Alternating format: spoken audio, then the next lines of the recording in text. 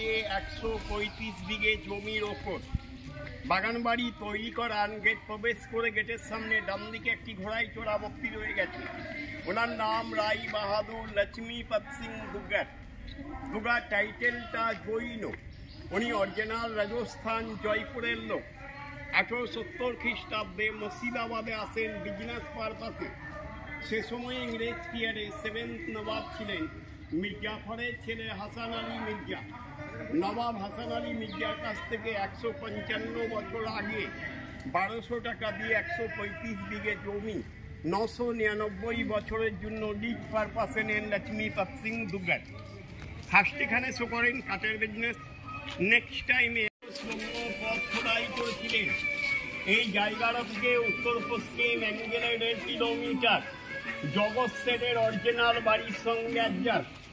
লক্ষ্মীপত সিং দুগার রাজস্থান জয়পুর থেকে হীরাপান্না মণিমক্ষ নিয়ে আসতেন। এই গুপ্ত সুড়ঙ্গ পথের সাহায্যে জগৎ সেনের বাড়ি গিয়ে জগৎ সেনকে বিক্রি করে আসতেন। ভাগীরথী নদীতে একবার ভয়ানক বন্যা হয়। সে বন্যায় জগৎ সেনের অরিজিনাল বাড়ি পুরোটা ভাগীরথী নদীতে লিপ্ত হয়ে যায়।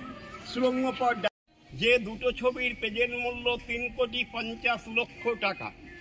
সে সময় মাইকেল অ্যাঞ্জেলোকে দিয়ে ইতালিতে বহু মূল্যবান ছবি আঁকিয়ে নিয়ে অবশেষ মাইকেল অ্যাঞ্জেলোর ডান হাতের 5টা আঙুল কেটে নিয়েছিলেন ইতালির রাজা।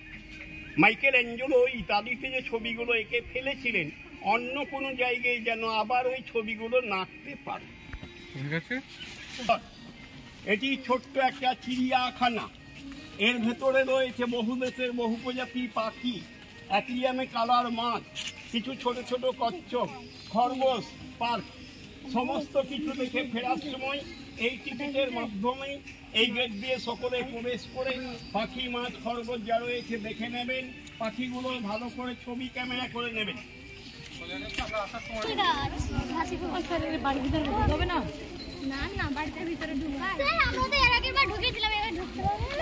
কাঠগোলা প্যালেস মিউজিয়াম। এবারে আমরা সকলে প্যালেস মিউজিয়ামের ভেতরটা প্রবেশ করব। এর ভেতরে কোনো ক্যামেরা করা যাবে না, মোবাইল ক্যামেরা অফ করে আসুন। কেউ কিন্তু ক্যামেরা খুলবে না, কারণ ক্যামেরা কেড়ে নিলে আমরা কিছু বলতে পারবো না। যে মানুষকে প্রতিদিন মালিকরা নিজেদের হাতে হাতে মানুষকে খাবার খাওয়াতে তাই ওদের আনন্দ। এরা মানুষদের মাঝে মারা গেলে তুলে নিয়ে নিজের আমি স্থান আরো আমি সেটা দেন না। এই বারান বাড়িতে টোটালি আমি খাওয়া নিষিদ্ধ। এখন এই ধরনের বড় বড় বাবা বোর্ড ঠিক রয়েছে।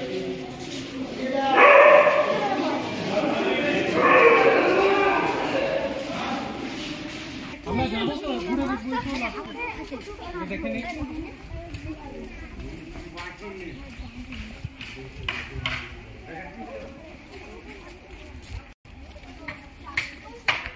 সকলের ডান দিকের এই লম্বা ঘরটি পুরোটি সে সময়ে মালিকদের রান্নাঘর ছিল।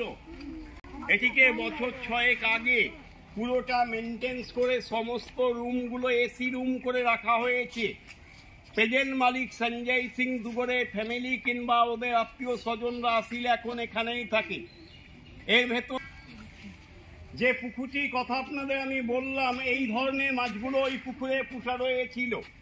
মাছগুলো মারা যাওয়ার পর নিচে মাটি খুঁড়ে মাছের সমাধি দেওয়া রয়েছে, ওপরে মূর্তিগুলো তৈরি করে রাখা হয়েছে সে সময় নিদর্শন।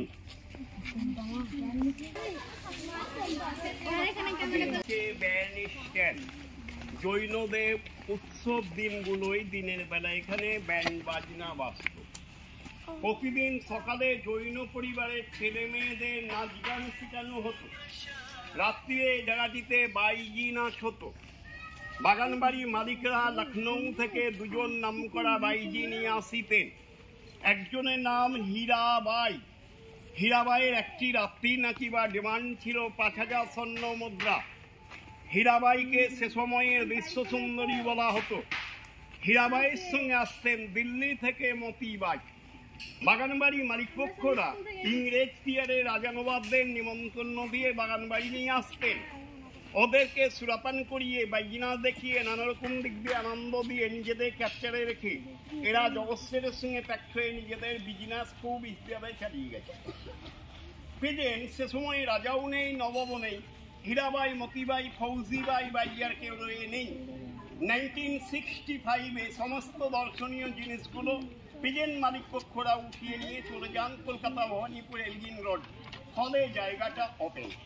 সে সময়ে বলা হতো নাচমহল, প্রেজেন্টে বলা হয় ফাঁকা মহল। প্রেজেন্ট বাইজির অভিনয়ে যা রয়েছেন, হেলেন পদ্মা খান্না কেউ নাচেন না। আপনারা যা নাচমহল দেখবো অনুভব করছেন, জৈন মন্দির দেখে 10 মিনিট পর দিয়ে ব্যাক করে আসবেন, নাচমহলে এসে নাচমহল দেখে নেবেন, ছবি তুলবার ইচ্ছে রইলে তুলে নেবেন, রাজপথে কেউ মাইন্ড করবেন না।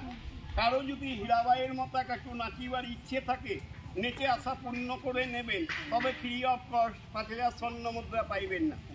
এই বাড়িটি সামনে বাংলায় লেখা রয়েছে দাদা বাড়ি। জৈনরা ওদের গুরুদেবকে দাদাজি বলে। জৈনদের গুরুদেব আসলে গুরুদেবের থাকবার বাড়ি। জৈনদের দুটো সম্প্রদায়, দিগম্বর শ্বেতম্বর। এরা হচ্ছেন শ্বেতম্বর জৈন, এদের গুরুদেবরা আছেন সাদা বস্ত্র পরে। যারা দিগম্বর জৈন, ওদের গুরুদেব আছেন পুরোটাই উলঙ্গ, যাদের ন্যাংটো সাধু বলা হয়।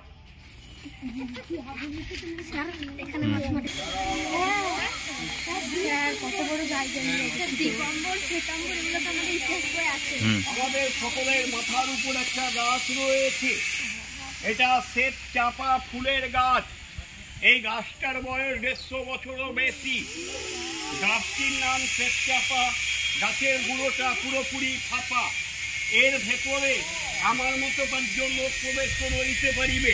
এদিক যাবে, ভেতরে ঢুকবে না, বললাম ভেতরে চলে যাবে। গাছের আসল কাণ্ডটা নেই, অনেক আগে ভেঙে নষ্ট হয়ে গেছে। এর ভেতর জল প্রবেশ করে মূলকাঠগুলো পচে শেষ হয়ে গেছে। 3টে ভাগ হয়ে গাছটার ছাদের ওপর দাঁড়িয়ে রয়েছিল। একটা ভাগ বছর 20 আগে পড়ে গেছে, তবুও জীবিত রয়েছে। এই একটি শ্বেত চাপায় গাছের ফুলগুলো সাদা বা হোয়াইট, পাশে ছোট গাছগুলো স্বর্ণ চাপা।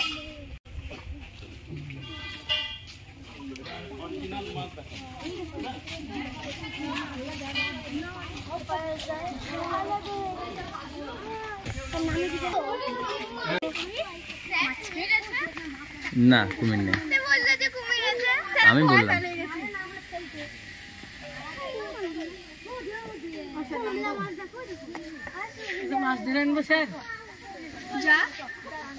এইখানে ওই দে এই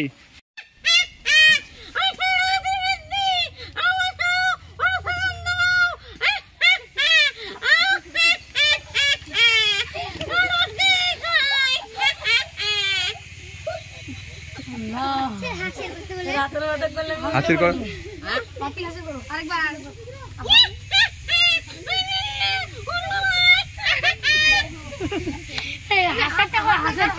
হাত বেশি করে করলে যে